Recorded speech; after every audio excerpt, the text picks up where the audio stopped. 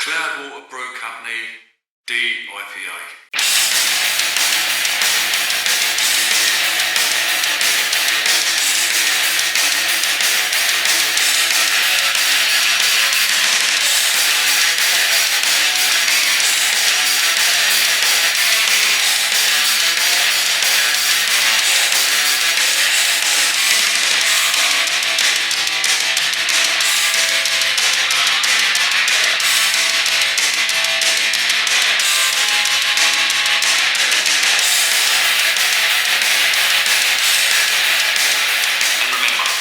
Too short to be drinking shitty beer. Welcome to another edition of Bands, Bikes and Booze Reviews. I've got another one from the Cloudwater Brew Company, based up here in Manchester. This is called their Big and Juicy DIPA, or if you want to be a twat, you can call it DIPA. What is it? It is a double IPA. What is a double IPA? A double IPA is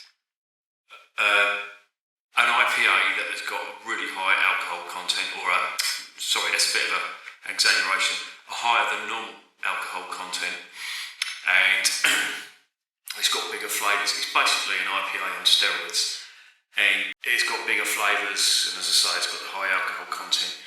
This is 8.5%, so this needs to be treated with a bit of respect. The double IPA style is a style we've become synonymous with, and this bold, juicy DIPA showcases our favourite hops, yeast and brewing process.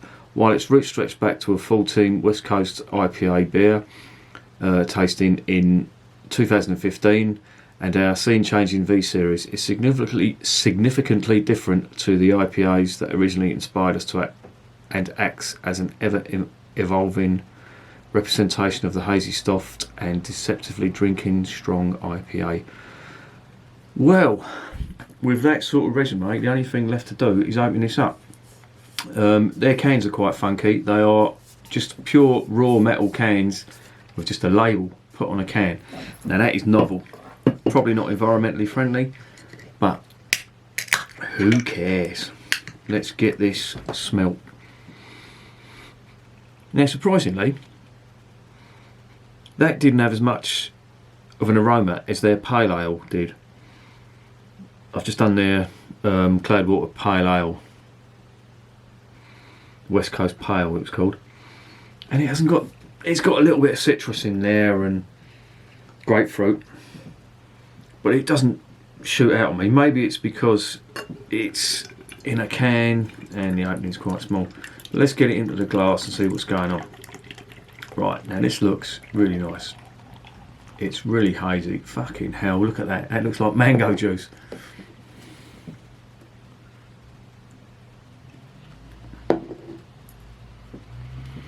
There it is in the glass. In the Cloudwater glass, no less. Oh. It smells very similar to their pale ale. Same sort of hoppy, grapefruity, resinous aroma. Let's just get a little bit more of it into the glass and just taste it. It's a nice orangey colour head, yellowy orange, one finger, foamy head. Let's taste.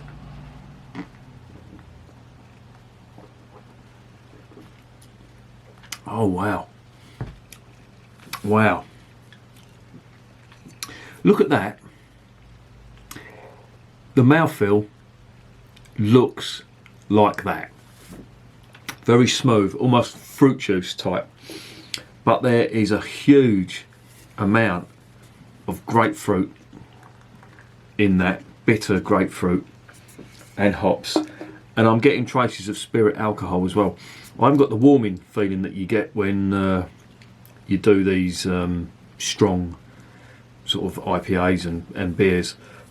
You sometimes get like a alcohol warming like you would with a whiskey, but I'm not getting that there.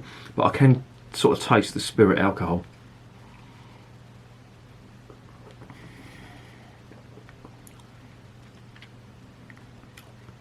There's a lot of fruit in that, a lot of tropical fruit, but the mouthfeel is something else. That is what is standing out for me. There's little carbonation, and it's going down like a fruit juice, which is extremely dangerous when you consider that it's 8.5% in the alcohol volume. Let me read out the description. So aroma flavor, yeah, overripe mango and papaya, supported by peach and passion fruit. Yeah, these are the fruits that I'm getting. Sweet fruit, sweet malt profile. I'm not getting the sweet malt, but I'm definitely getting like an orange and a sort of a, I don't know, it's hard to describe. It looks like an orange juice, and if you can imagine orange juice mixed with grapefruit juice,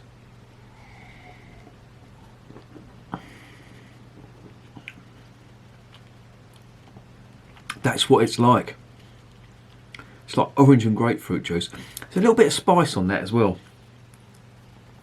Or is that my imagination? No, I'm getting a little tad of spice on that too. I don't know what that could be. That's probably, obviously it's the malt, the malts. That's obviously the hops, but this is great. I really like this, but it's dangerously drinkable. It's 8.5%, and this is going down superb.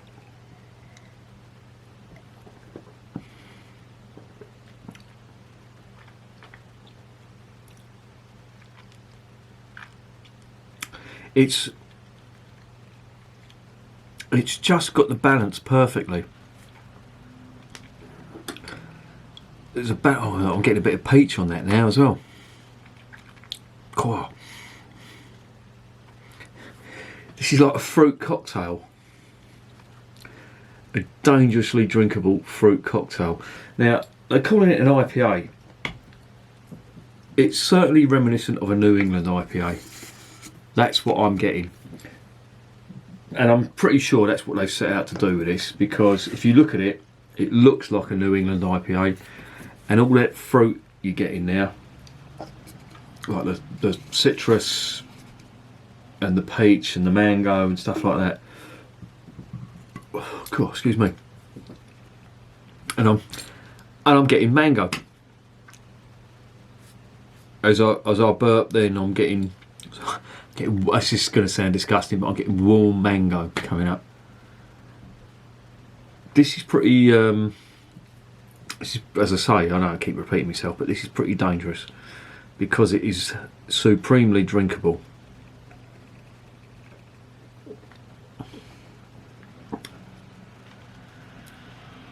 And it reminds me of a really good New England IPA. In fact, an exceptional IPA.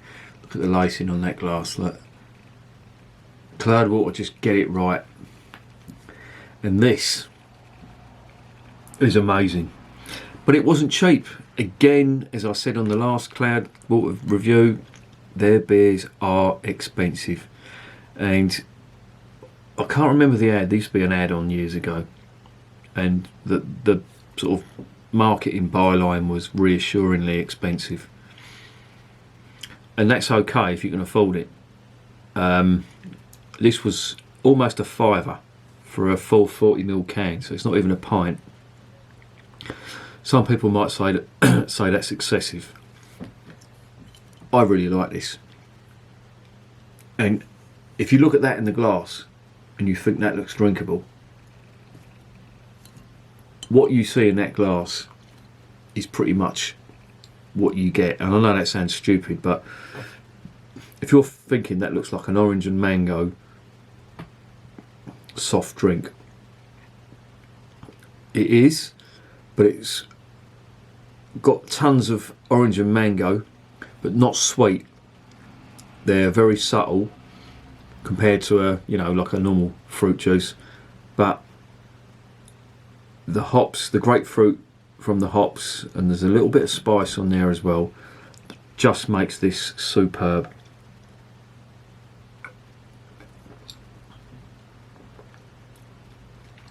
Beautiful, absolutely amazing. And a really good style, and I'm surprised they haven't put this on here because they've called it a double IPA, which it is. I mean, it's 8.5%, but they've made no mention of it being like a New England IPA, and that is, to me, that is the style of a New England IPA. You know, big fruit, big citrus, cloudy like that, and just supremely drinkable, and I love it. And that really is a fantastic double IPA.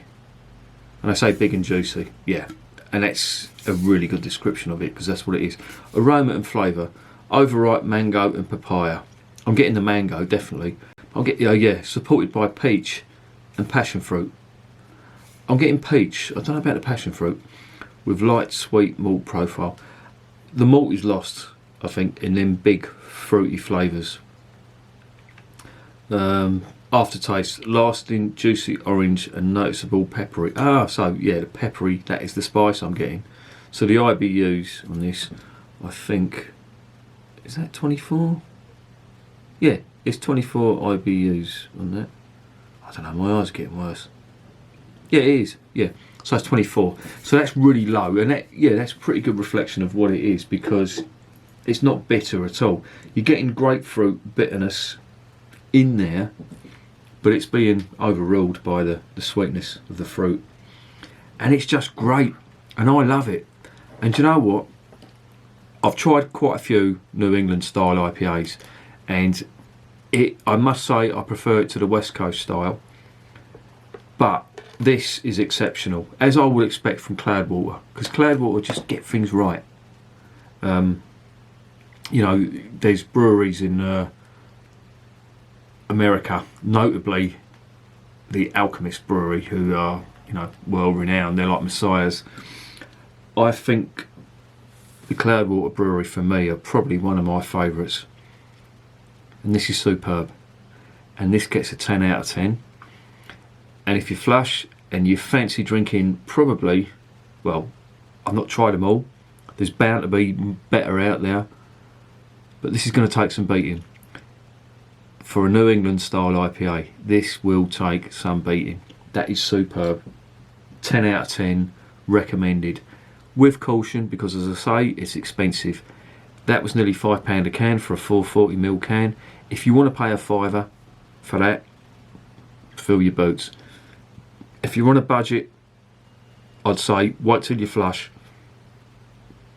and you just want to try a really decent beer, try that. That is amazing. So 10 out of 10 and recommended, but with caution because of the price. And remember, beer is working class champagne.